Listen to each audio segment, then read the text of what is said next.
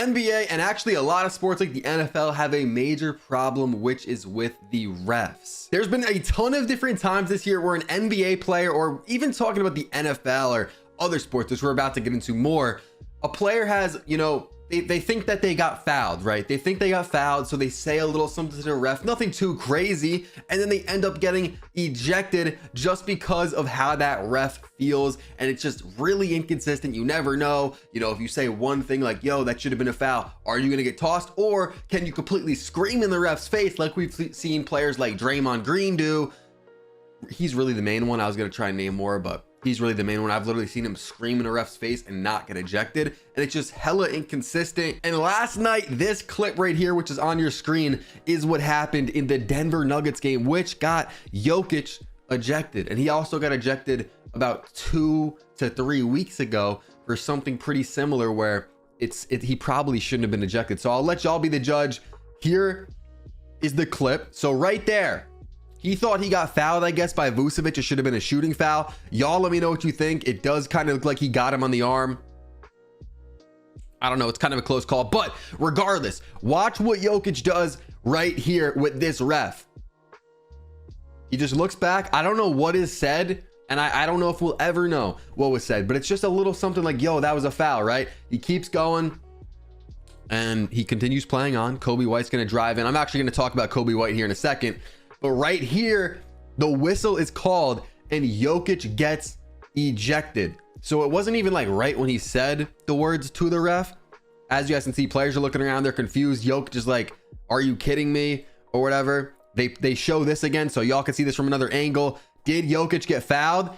Bro, he slapped him on the wrist. Look, I'm not gonna lie, bro. Like, players are getting ejected because refs are missing calls, and then the players want to say, yo, you just missed a call. That's me. I mean, we're never really gonna know what he said, but it doesn't look like he said anything crazy to him, like, yo, you missed a call, something like that. Yeah, of course he's mad. He literally just got slapped in the wrist. It should be taking free throws for it, and instead, no, he's gonna be sitting in the locker room because of it. Another problem that I have with referees, and we're gonna talk more about the ejections in a second. There's another ejection that I'm sure you guys probably saw last night that was way crazier than the Jokic one.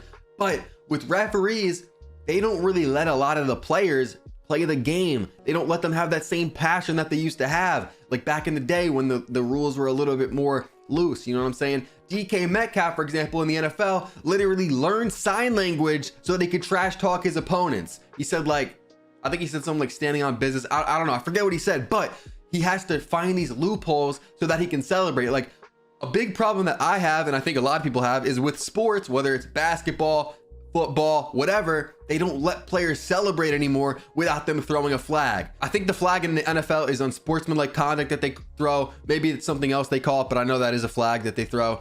But when it comes to basketball, say someone dunks on somebody, like puts them on a poster, and then the player wants to stare them down literally for like 1 second. You know what I'm saying? They dunk on them, give them a stare down for 1 second as they're backpedaling to get back on defense. Bang, T. Like, I've seen that happen way too many times, or just players celebrating in general. Like, I don't know, a lot of the refs, it's not all of them though. That's the problem. That's honestly another problem in itself, is that it's not all of them. So it's not consistent. It's like sometimes people are getting away with stuff and sometimes they're not. Again, going back on that Draymond thing I was talking about a second ago, where he will literally yell in a ref's face, and I'll try to find it real quick. Okay, so this is it right here. Draymond literally screaming, throwing his hands around in a ref's face, still going, literally just causing an absolute scene, throwing a fit like he does a lot. And I'm a Warriors fan, so I'm saying this, and I'm a Warriors fan. He's kind of a drama queen, you know, when it comes to this type of stuff.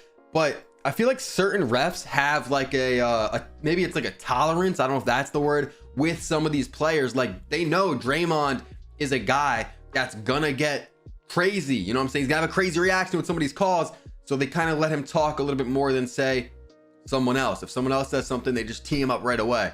I don't know. I think there's just a lot of inconsistencies with these referees, and it's honestly a problem. So here's the other ejection from last night, and I'm not gonna lie, this one's crazy. If you guys didn't see it, then y'all need to sit up, you need to pay attention, because this is actually crazy. Draymond Green slapped Yusuf Nurkic in the face, and if y'all don't follow me on Twitter, at YT_solo. I'm always tweeting out stuff about basketball, so go ahead, drop a follow. I'll follow some of y'all back. Just tweet at me that you watched the Solo Hoops video. I got you with a follow back. But look, here's the clip.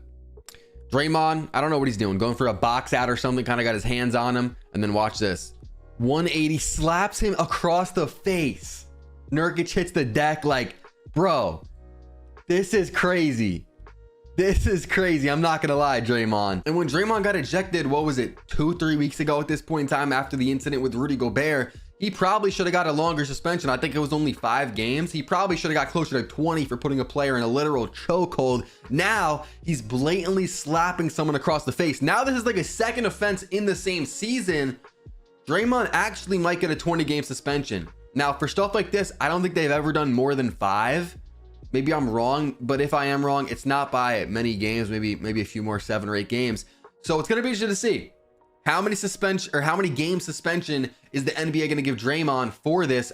It's got to be more than 5, right? Because he just put someone in a chokehold 2 weeks ago and he's really not learning his lesson. However, I don't think that it was on purpose. As let me just show you. All right, so shout out to Anthony Slater. I see his tweets all the time. He's one of the guys that covers the Warriors. He tweeted this out about Draymond Green from the post-game interview. So I'll let you go ahead and hear this out for a second here. What happened on the play you got ejected? He was pulling my hip and I was swinging away to sell the call. Made contact with him. As you know, I'm not one to apologize for things I meant to do, but I do apologize to you, sir. Because I didn't intend to hit him. I sell calls with my arms. I don't fall to sell a call. I'm not a flopper. So I was just selling the call because he was grabbing me and pulling my hip back. So I spun away and unfortunately I hit him. And so like I said, I apologize to you, sir. So, I mean, he's right. Draymond's one of the most like unapologetic people. When he does something like the thing with Rudy, I don't think he apologized about that. You know, he was just defending his teammates, stuff like that. But here, I genuinely believe him. I think that, you know, he was just trying to sell the call. Again, if we take a look at it, he was probably just trying to flail, or you know what I'm saying, flail around to make a big scene and maybe get a call out of it. And he accidentally hit Nurkic. I know that the clip looks really bad. I don't know, bro. I don't know. But he is apologizing for it. Why would he just hit him over the face like that, though? You know what I'm saying? Like, Nurkic didn't do anything to really deserve that, did he? Like, did he agitate Draymond? Like, I don't know. Like, it really doesn't even make sense. Let me know in the comments. What do y'all think? Did Draymond hit him on purpose? It looks bad, bro. Like, that clip looks like he did it on purpose. I don't know. Nurkic post-game came out and talked about the Draymond Green incident. He said, what's going on with him? I don't know. Personally, that brother needs help. I'm glad he didn't try to choke me. You know it's bad when you literally got NBA players saying that they're glad that he just didn't try to choke me. Like, this guy just slapped you across the face, got ejected from the game, and you're saying that you're just glad that he didn't try to choke you. Next, we have the, of course, when Draymond, you know, put Rudy in a chokehold. This one's crazy. So we'll just quickly play this, but I'm sure y'all have seen it by now. You know what I'm saying? Clay and Jaden McDaniels get into a little scrap. Draymond comes out of nowhere, grabs Rudy Gobert, who really wasn't even a part of it, and puts him in a chokehold.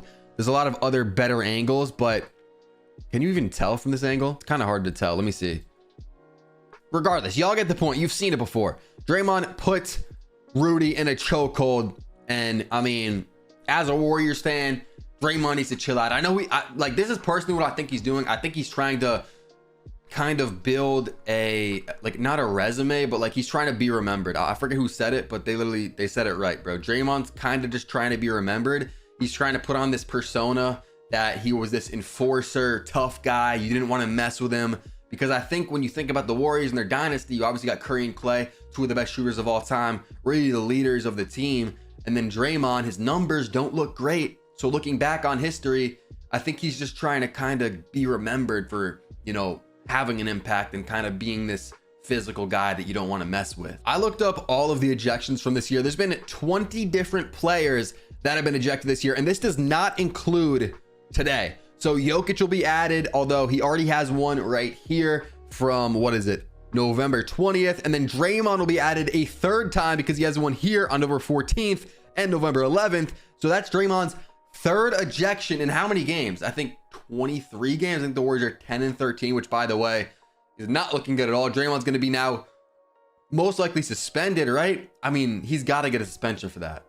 Am I tripping by saying that? I think he's got to get a suspension for that. Maybe by the time this video is out, y'all will already know what the suspension is, but it's interesting to see. It's interesting to see. We got 20 players, starting with PJ Washington. Jalen Duren had pretty much back-to-back ejections here. D'Lo had one, Giannis, Jaren. There's just a lot of ejections, and I actually looked at last year's ejections, comparing them to this year, and they are on pace to exceed that number. Like I said, I think the refs need to be a little bit more lenient, especially with that Jokic play from yesterday, where he literally did get fouled, got slapped on the wrist, said something to the ref. Because what do you think? If someone fouls you and it's not called, do you just let it go? Or do you mention it like, yo, I think that was a foul? Again, I don't know what Jokic said. If he said F you and your family, then maybe, yeah, he deserved to get ejected. But I don't know. I think the refs need to they just need to be a little bit more, they need to calm down. You know what I'm saying? The refs need to calm down. Anthony Davis has been on an absolute tear, and I've talked about the Lakers a lot in my last few videos, so I'm going to kind of go quick on this. But AD against the Mavs in the loss, by the way, and we're about to talk about LeBron in a second, but in a loss, they lost by 2 to the Mavs, who have been playing really great. They've been exceeding at least my expectations. I feel like a lot of expectations from others as well. They're 15 and 8. I thought they'd be a team that would be 2 games below 500 come the end of this year, maybe like 40 and 42, maybe be in the play-in. But right now, I believe they have a full playoff spot, a top 6 seed. But AD with 37 points, 11 boards. He did have 0 assists, but it doesn't really matter when you have such a good game like that. And if he keeps this up, I mean, he's probably in the MVP conversations already, but he's really going to be in them soon if he keeps putting up numbers like this. And I'm not going to bet against him again, because as you guys know, you follow me on Twitter, I use Underdog Fantasy a lot. You know what I'm saying? Code SOLO. Not trying to put a promotion in, but I do have my own code. But I put him for under 27.5 points. I thought the Mavs with Lively, I don't know, AD just had a huge game. I thought maybe he'd bounce back in the wrong direction. Kind of chill out after the in-season tournament. He tried so hard. Now it's just a regular season game. Kind of chill out. No, he dropped 37 and 11. So this guy's been on a tear, and I learned my lesson. I'm not betting against him again. Again, I talk about the Lakers a lot on my channel so far. It is a new channel. What is this? My 6th video. I've talked about them in maybe 3 of them, maybe 4 videos. But LeBron James is insane. He's about to turn 39 at the end of this month, December 30th. And I mean, we've never seen a player like it. 33 points, 8 boards, 9 assists. I actually put out a poll on my Twitter. Again, follow me on Twitter if you guys haven't. And I said, who's the GOAT? MJ, LeBron, or other? And this is the first time ever that I've seen a poll where LeBron James is winning the GOAT debate. I've been saying he's the GOAT for the last few years, maybe even since like 2018-ish, around when he pulled off the 3-1 comeback, maybe a little bit after that. But this is the first time I'm really starting to see people actually say LeBron is the GOAT over MJ. And I've always thought we'd never see the day while he was playing unless he just started winning rings at the age of like 38, 39. Like if he won a ring this year, a lot of people would probably just say, yeah, he's the GOAT. But he's the type of guy that I think he's got to retire for a lot of people to really realize how good of a player he was and how great he was. So to see that he's still playing and people are like already saying, yeah, he's the GOAT, is shocking to me, but it's deserved. I do agree that LeBron's the GOAT. But yeah, 33, 8, 9 again in a loss. LeBron's averaging 25 points per game, 7.5 boards, and 6.5 assists. Absolutely insane. Then, of course, we got the man that took him out, the man that beat the Lakers. 33 points, 6 boards, and 17 assists from Luka Doncic. The guy is having an MVP year. And if he can keep leading the Mavericks to this many wins, which, again, I didn't expect. They're 15 and 8, which is really good. Like, you got Luka. Kyrie's been out, too. Kyrie's been out. Derek Jones also missed a few games now, maybe 1 game, maybe 2, not too many, but Derek Jones been playing pretty good. Lively's been stepping up. Tim Hardaway also been dealing with injuries. I don't know how they're 15 and 8, if I'm being honest. And even with those guys, they are not a deep team. Like, they're a team that I think come the trade deadline, they got to make some magic happen. I don't know how. They got to trade draft picks. They got to trade something, bring in another forward, because I think they really lack there. Talked about him last video, but Kobe White's done it again. 27 points, 4 boards, 8 assists, and the Bulls almost beat the Nuggets. The Bulls they're bad. They suck. I'm not gonna lie. The Bulls are very bad. The Nuggets got Jokic ejected in the second quarter. They had no Jamal Murray.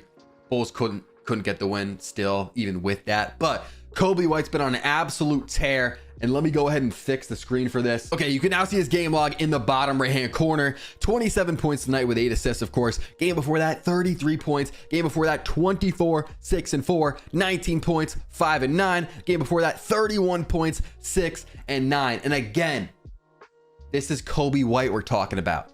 Kobe White is not playing like Kobe White recently. I don't know what's gotten into him, but we cannot let it fly under the radar. If he keeps this up, I mean, I don't know what type of player he's developing into, but it's starting to look scary, and it's going to be interesting to see what the Bulls do with him. Actually, I want to see his contract really fast. How much years do the Bulls have with him? So he's a 3-year contract with the Bulls through 2025, 2026, making about 12 mil a year. So the Bulls are going to have him for a little bit. Maybe he's even a guy that they trade at the trade deadline. The Bulls are a team that they're probably going to make some moves. I mean, at least I hope maybe Levine, maybe DeMar, Vucevic, Caruso, pretty much everybody I feel like can be traded.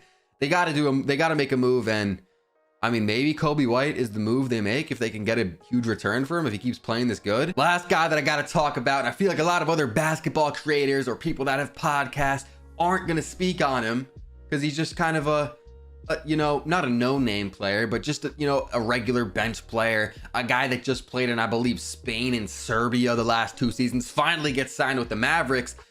They're banged up, as I said earlier. Kyrie's out, Hardaway's out, Derek Jones Jr.'s out. They got a ton of injuries, and he, I believe, is put into the starting lineup. Yeah, in the starting lineup, 36 minutes, and he has 26 points, 4 boards, 3 assists, and he hit 7 3-pointers. I want to say he was 7 for 8 or 7 for 9 from 3. Dante Exum, I'm going to be honest. Of course, they have Luka. They're not winning the game without Luka, but they're not winning this game without Dante Exum. Have to give him his flowers. We're grinding on this channel, putting out videos every single day about the sport of basketball. If you like basketball, or if you're not already subbed, make sure to click the red subscribe button. What are you doing if you're not subbed? Turn on notice so you guys don't miss the next video, and click the video on your screen if you guys have not seen it.